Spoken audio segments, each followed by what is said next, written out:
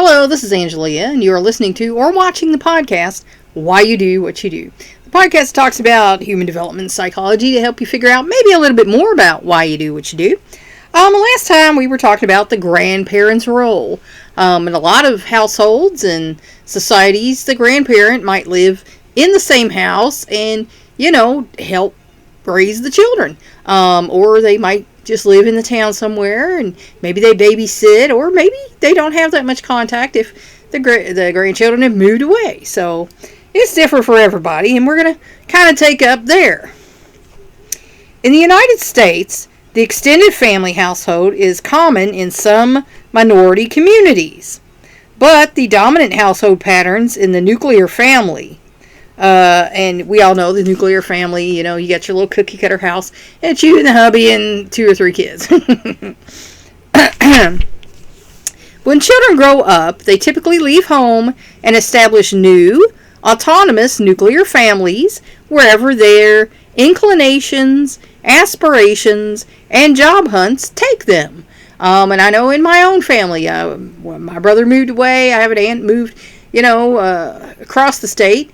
So, people don't stay in one place anymore, and that has to do with, the expanded world where you have more opportunities out there.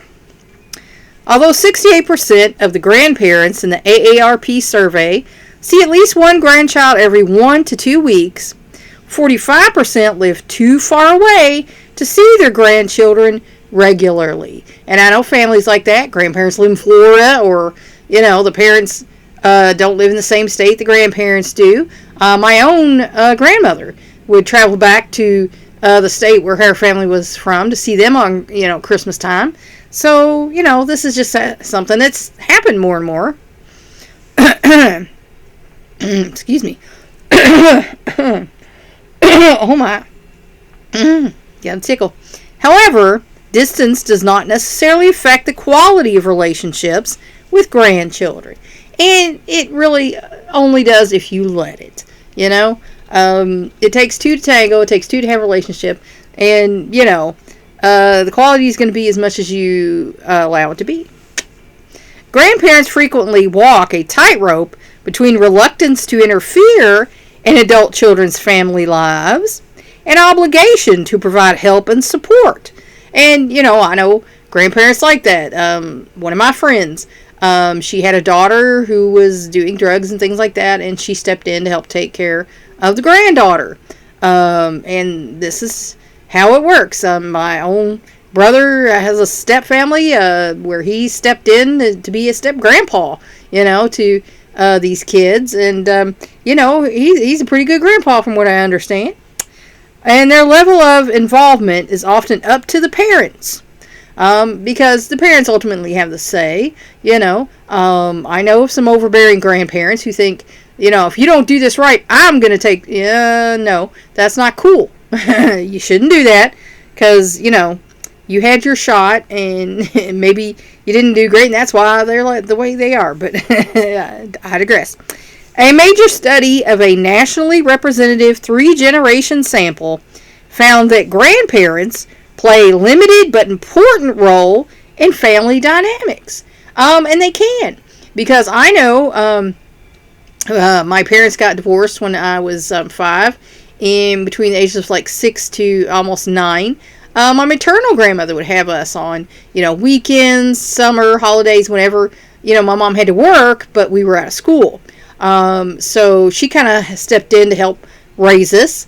And then my other grandmother, my parents worked nights, but, we couldn't stay by ourselves, and babysitters were hit and miss. So she said they could come stay here. So between the ages of 9 and 12, we were staying with the other grandmother. So, and I learned a lot, from my maternal grandmother. She taught me a lot of things about life. And I thank her, because without her, I don't think I would have made it. I really don't. And many have strong emotional ties to their grandchildren, as you should. Okay, my oldest son just came in. Grandmothers tend to be kin keepers, which are the ones who keep the family together. Like I said, when my grandparents' generation went, the family's just kind of falling apart. There's nobody who keeps those ties, and I think that's a shame. I keep saying if I ever, get a lot of money, I'm going to make it like a compound where we're going to live close and deal with each other. They are the ones who keep in touch with the grandchildren. In general, grandmothers have closer, warmer, more affectionate relationships with their grandchildren, especially granddaughters, than grandfathers do, and see them more often. I had one grandfather. My other one had passed away before I was even born. And he was definitely not a good person or a good example of a grandfather. So thankfully I did have my grandma. The most frequent activities grandparents in the AARP sample do with their grandchildren are having dinner together, watching television, going shopping, and reading to them. More than half exercise or play sports with their grandchildren. And none of mine did that. And my mom didn't do that with my kids either. I think we were, by the time, they got to be grandparents, they were past exercising and doing sports. More than half spend money on their grandchildren's educational needs. And my mother did that, for my kids. And about 45% say they help pay grandchildren's living expenses. Now, the common belief in my family is that my mother did that for me, but she did not. We would go to lunch or shopping or something like that, and every now and then she'd throw me her change. Might have been as much as 20, sometimes 5 or whatever. She certainly did not help me pay the bills or anything like that. So, keep that straight. About 15% of these grandparents provide child care while the parents work. And my parents did that, for me. Indeed, excuse me, grandparents are now this nation's #1 child care provider. We have folks that use the daycares and, babysitters and things, but grandparents are the #1 provider in the United States. 20% of all preschoolers and 15% of grade school age children stay with grandparents while their mothers work.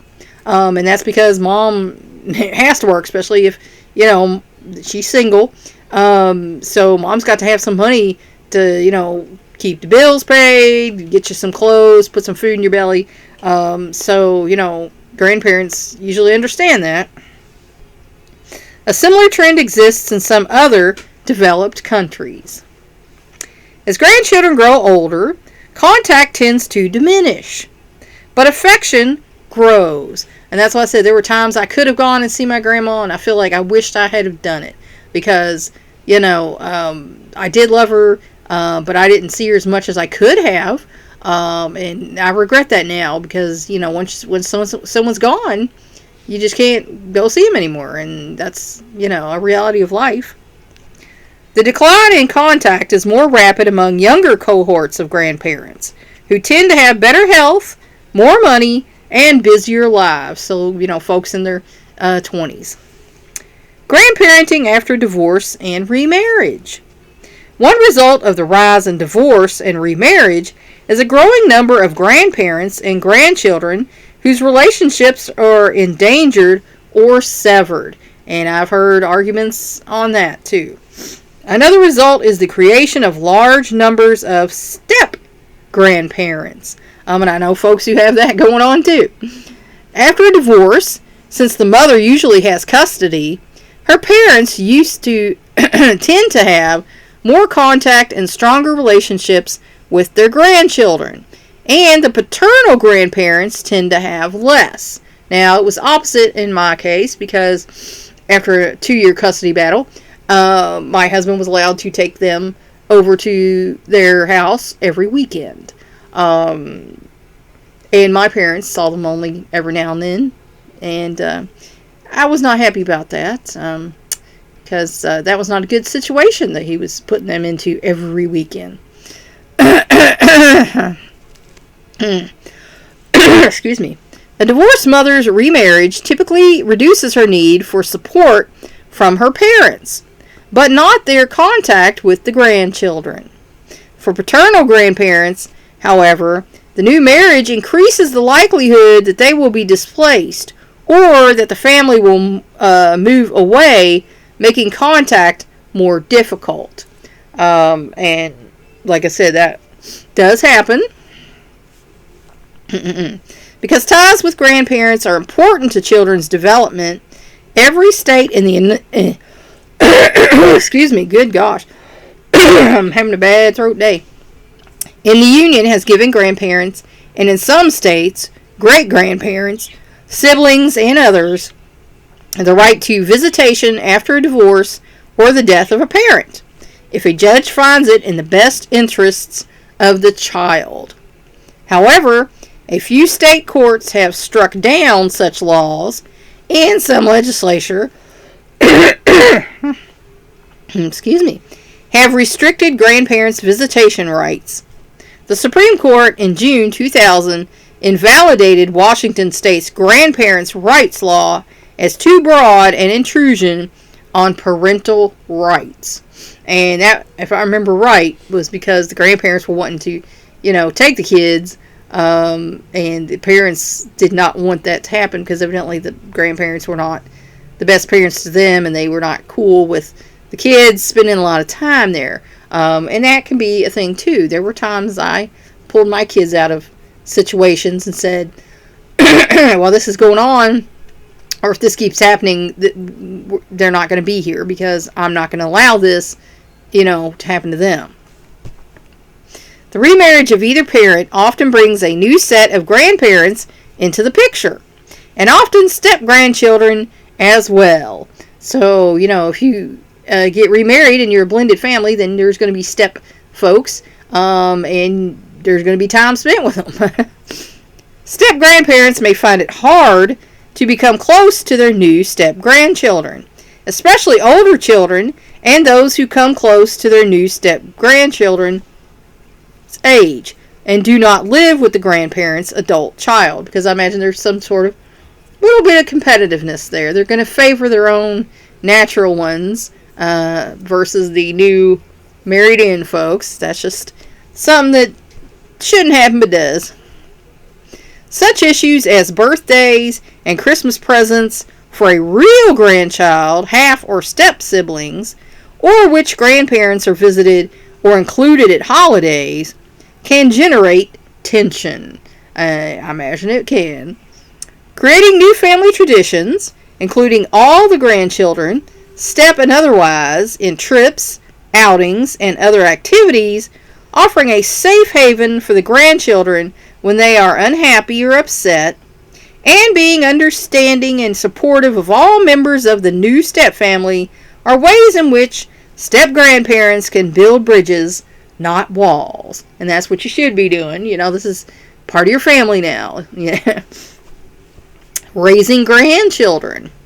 Many grandparents are their grandchildren's sole or primary caregivers. And like we just heard that. One reason in developing countries is the migration of rural parents to urban areas to find work. And that's happening here in the city I live in. Farms are closing down. Rural places are having struggles. And so our population, when I was doing the research for us to start our charity a while back, our population here in the city I live in had grown 6 times in the past decade. 600%.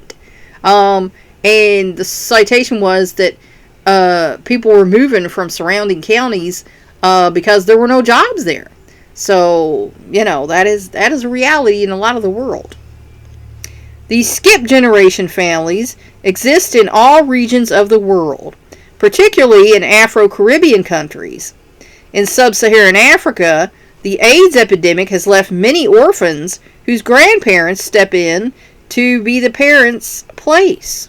So, a lot of parents have checked out due to that, due to drugs and alcohol and things, where the grandparent has to step in and parent them, In the United States, an increasing number of grandparents and even great-grandparents are serving as parents by default for children whose parents are unable to care for them, often as a result of teenage pregnancy or substance abuse, or an illness, divorce, or death. So any of these things can happen, and any of these things could put the grandparents in the position where they are now parents again, just when they thought they got theirs out of the way. In 2000, more than 4.5 million children lived in 2.4 million grandparent-headed households. So that's close to half. A 30% increase since 1990. In the AARP survey mentioned earlier, 6% of grandparents had grandchildren living with them, and in more than 43% of those homes, no parent was present. Many of these caregiver grandparents are divorced or widowed and live on fixed incomes, so that makes it extra hard for them. And many are in dire financial straits. Unplanned surrogate parenthood can be a physical, emotional, and financial drain on middle-aged or older adults. They may have to quit their jobs, shelve their retirement plans, drastically reduce their leisure pursuits and social life, and endanger their health. Because, like I say, if you're planning on retiring and then suddenly you have to parent again, that kind of throws that out the window. Most grandparents do not have as much energy, patience, or stamina as they once had, and may not be up on current educational and social trends. So that makes it harder for them to be a parent to the grandchildren. So both of them are going to have to work on that. It's a learning curve for everybody. And that's where I'm going to leave you for today. I hope that helped you figure out maybe a little bit more about why you do what you do. Please like and share this educational program so we can spread it around the world. If you want to help me out, subscribe to my YouTube channel. If you want to help me out even more, go to my Patreon page and become a patron. And you can check out my Nourish store. Excuse me. Thanks for watching. That's all for now. Until next time.